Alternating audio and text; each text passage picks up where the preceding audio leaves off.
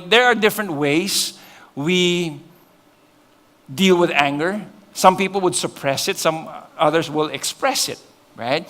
And so they'll suppress it counting to 1 to 10, right? So some of you parents here, when you talk to your small kids, your toddlers, right? And you tell them to stop doing whatever, and then you're upset, and you tell them stop. Okay, and then I'll count 1 to 10. 1, 2, 3, 4, 5, 6, 7, 8, 9. 9 and a half, 9 and 3/4. Your kids are so well versed with fractions already.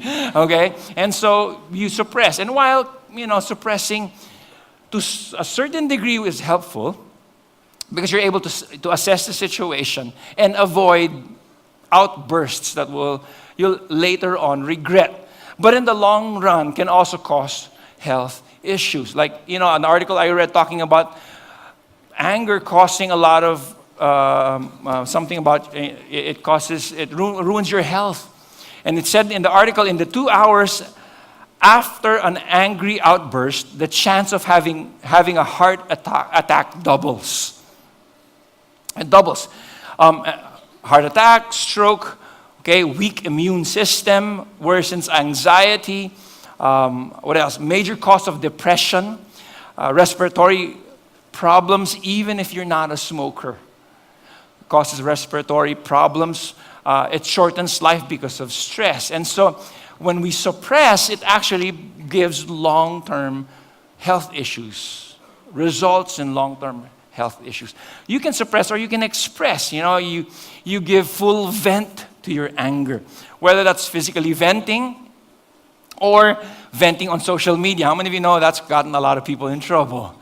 Venting on social media, or sarcastic remarks, or critical statements, or just different things like that, or eating, I guess. Sometimes you express your anger by eating. But when you express your anger, it doesn't really feel good after.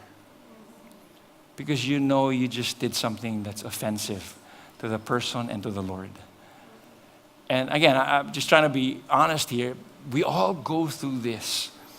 And somebody said this way, someone who fly into a rage will always make a bad landing. Okay?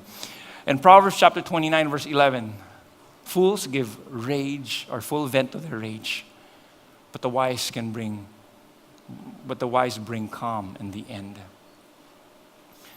There was a basketball player. He was Serbian. He was actually a very good basketball player. His name is Slobodan Jakovic, and he played in the league, in the European League. This was years ago, and he would average about 21 points per game. And so they were in the semis, their team. And so it was a very close game, and he drove to the basket, made the shot, but after he makes the shot, the referee calls a foul, and it was an offensive foul. And so it was on him, and it was his last foul, so he got fouled out of the game. And as a result, they didn't get the point, even if he took the shot and it went in. He got ejected from the game because of being fouled out.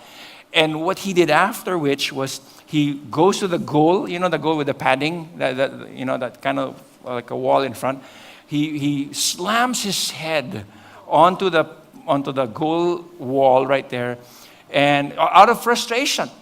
And a few seconds after, falls to the ground, not realizing he injures his spinal cord. Spends the rest of his life paralyzed. And so you think of how, of course, that's so tragic. And that's his physical tragedy. But for you and for me, that's maybe not physical. Maybe it's emotional. Maybe it's relational. Maybe it's financial. You're in a mess today because of anger.